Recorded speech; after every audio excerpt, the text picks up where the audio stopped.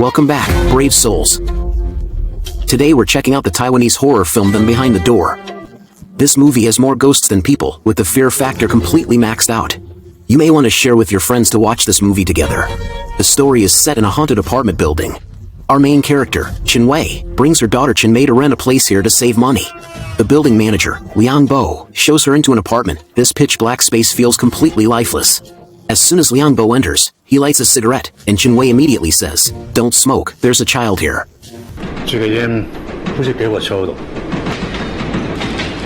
The cigarette by the window was smoked in seconds. It was clearly left for the ghost in the room. Chin-Wei clearly saw it, but it was unclear whether she didn't realize it or deliberately ignored it.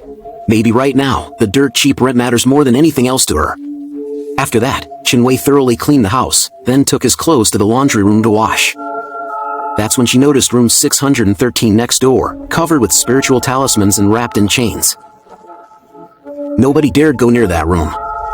Moreover, even the laundry room here is not clean. While Chin-Wei was washing clothes, the machine suddenly stopped. She quickly opened it to check, unaware of the ghost hovering right above his head.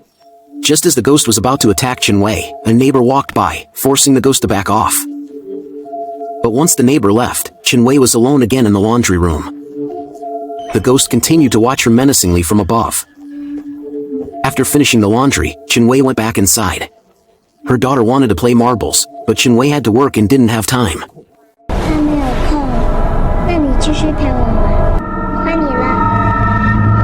Chin-Wei still doesn't know that her daughter is playing with a female ghost, and she is unaware of the female ghost in the house. But ever since she moved in, she's been having nightmares about being haunted by ghosts. She jolts awake, suddenly sensing something ghostly nearby. The truth is, the female ghost is literally lying right under her bed. Then Chin-Mei was woken up again by the neighbors across the hall. Neighbor Ah Chang continued to beat his wife and then turned to beat himself. He's a total psychopath, and his noise keeps Chin-Wei and her daughter up all night. The next day, by the elevator, Chin-Wei runs into Ah Chang and his wife, Ah Zhen. Ah Zhen's hands were scarred, and Chin-Wei was about to comfort her. But she ran away, leaving Chin-Wei no choice but to enter the elevator. In the elevator, she always felt a cold shiver down her back, but when she turned around, there was nothing there.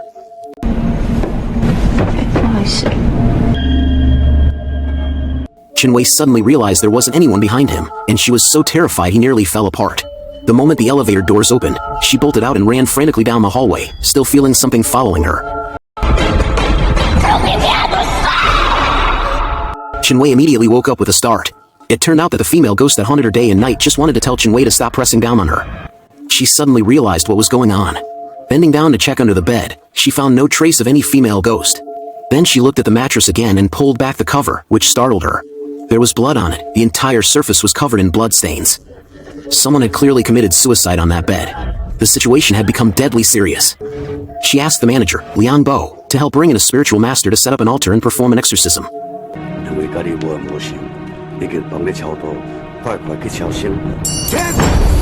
It's uncertain whether this exorcism ritual will actually make the female demon leave. After the ceremony, Liang Bo and the shaman were about to leave, when suddenly the shaman felt that something was wrong with Liang Bo.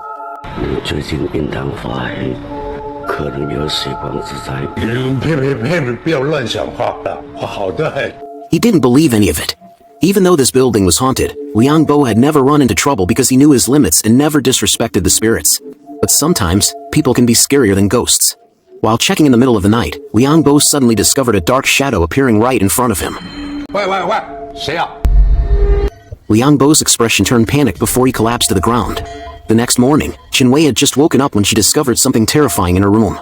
She rushed downstairs to find the manager, Liang Bo, but instead found a young man working at the management office.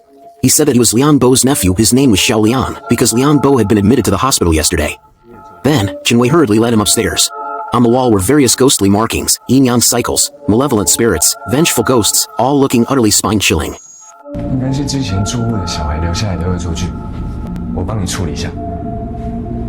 Xiao Liang kindly brought paint and helped Chin-Wei touch up the walls. But next door, the sealed room 613 began to stir restlessly. The door shook violently, as if something inside was trying to break free. Luckily, nothing happened in the end. Seeing how dim Chin-Wei's room was, Xiao Liang opened a window for ventilation. But Chin-Wei seemed to dislike both sunlight and wind. Through their mutual assistance, the two also became friends. Xiao Liang also often helps Chenwei take care of his daughter because he especially likes little Chenmei. Meanwhile, Chenwei's life continued to fall apart. She lost his job again and had to hit the pavement to find work. As she took the elevator to leave, an unexpected event occurred again.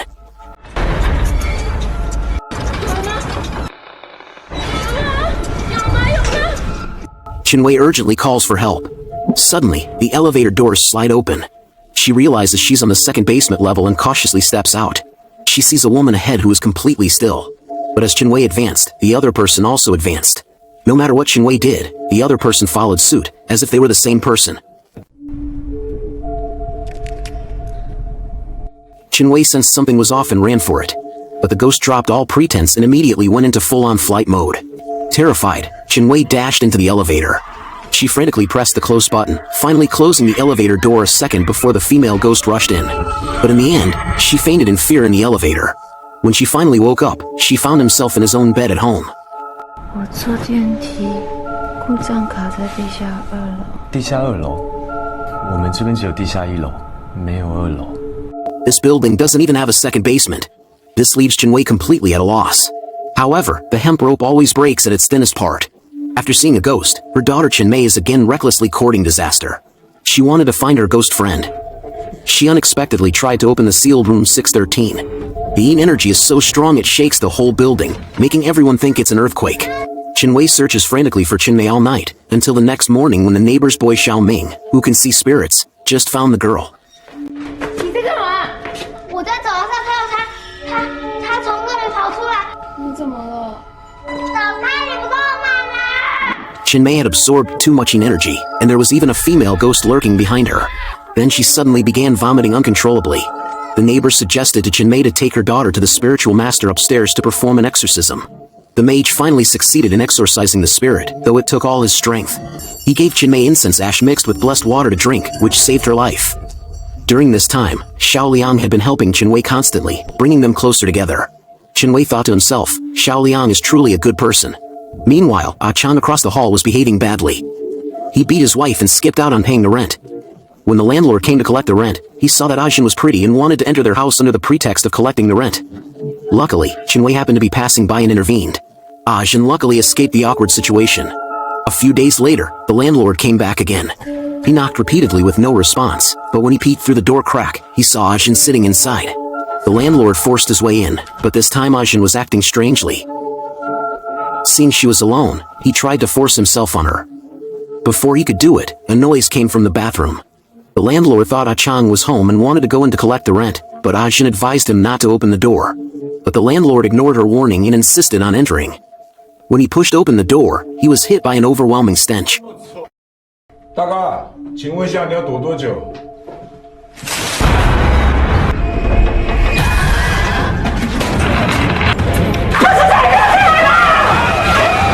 The police quickly arrived. It was discovered that Ajin had been dead for 3 days. Police investigation determined that Ah Chang had killed his wife, but he couldn't be found.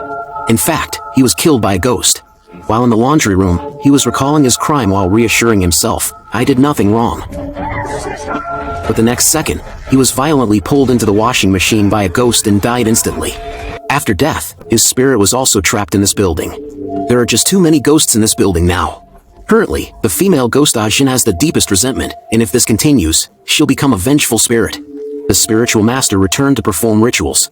He set up an altar and repeatedly tried to persuade Ajin's ghost to reincarnate. However, the female ghost refused to leave and became a lonely, wandering spirit in the building.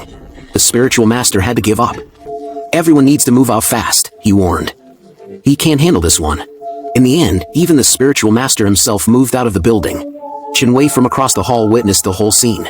She looked on in horror and wanted to find her medicine to calm down, but after searching around the house for a long time without finding it, she started scolding her daughter. At the last minute, the female ghost under the bed brought the medicine back. Only then did Chenwei regain composure. Perhaps the female ghost was a friend of her daughter and didn't want Chenwei to use drugs, so she hid them. But when the ghost saw Chenwei scolding his daughter, it had no choice but to take out the medicine again. It seems even ghosts can be good or bad. Chenwei was using drugs herself, but she also had an abusive, gambling-addicted husband named Chensu. Chensu was drowning in gambling debts and had even considered selling his daughter to pay them off. That's why Chenwei had taken her daughter and gone into hiding. Today, Chensu was again called to his house by the creditors. At his wit's end, he suddenly said something terrifying. I already bought accident insurance for my daughter. I just need to stage a sudden death to be able to cheat out of compensation. This deranged person was considered inhumane even by the debt collectors. But what Chin-Su wanted most now was to find his wife and daughter. He reported them missing long ago, but when police couldn't find them, he stormed the station. Unexpectedly, at the station entrance, he ran into the building manager, Xiao Liang, and noticed the bracelet on his wrist. That's my daughter's bracelet. Chin-Su realized, rushing to ask the police, who is this young man? Only then did he learn Xiao Liang managed the haunted building. Talk about searching everywhere only to find what you seek right under your nose. Chin-Su immediately went to the haunted building. Instead of asking around, he directly checked the mailboxes to find his wife and daughter's apartment number. Then he went straight up. To prevent Chin-Wei from not opening the door, he knocked on the door and hid in a hidden place. Chin-Wei looked through the door's binoculars and saw nothing, so she opened the door slightly to observe.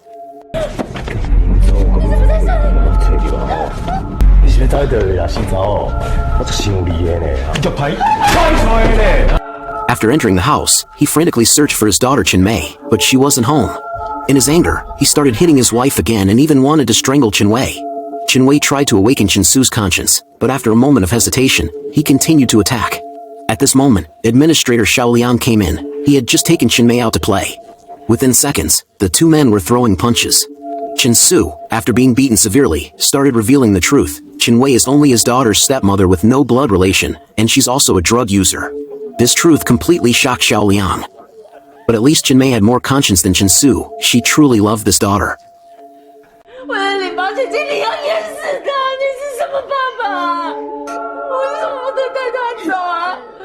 After those words, Chin-Wei suddenly grabbed a stool and attacked Chin-Su, then fled with her daughter.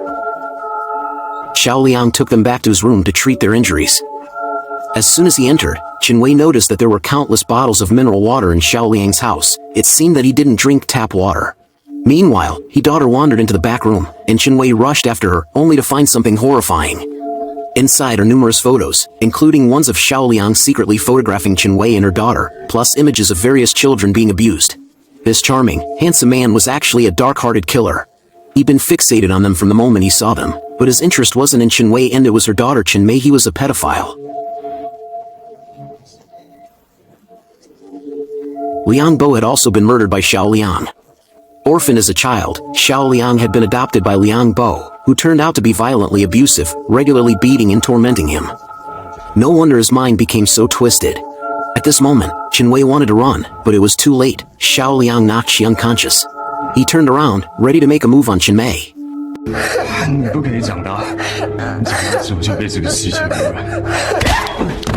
Chin-Wei gets in another fight with Xiao Liang. Let Chin-Mei run first, but soon Chin-Wei was knocked out by Xiao Liang and then carried to the rooftop water tower and thrown in. When she falls into the water, Chin-Wei wakes up in horror to find countless corpses inside. The bodies of Liang Bo and other neighbors are all here. The water tower is essentially a mass grave, all Xiao Liang's doing. No wonder Xiao Liang never drinks tap water. He knows the water tower is filled with corpses.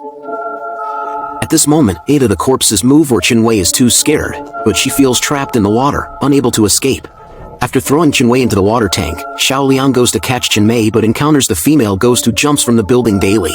This ghost turns out to be Xiao Liang's biological mother. Years ago, she took Xiao Liang to jump off the building, but Xiao Liang refused to jump, and her jumped to her death. Xiao Liang starts cursing her, saying she doesn't love him, making the female ghost cry continuously. After cursing the ghost, he searches for Chin-Mei again. He takes a knife and starts killing. An elderly passerby is also killed with one strike.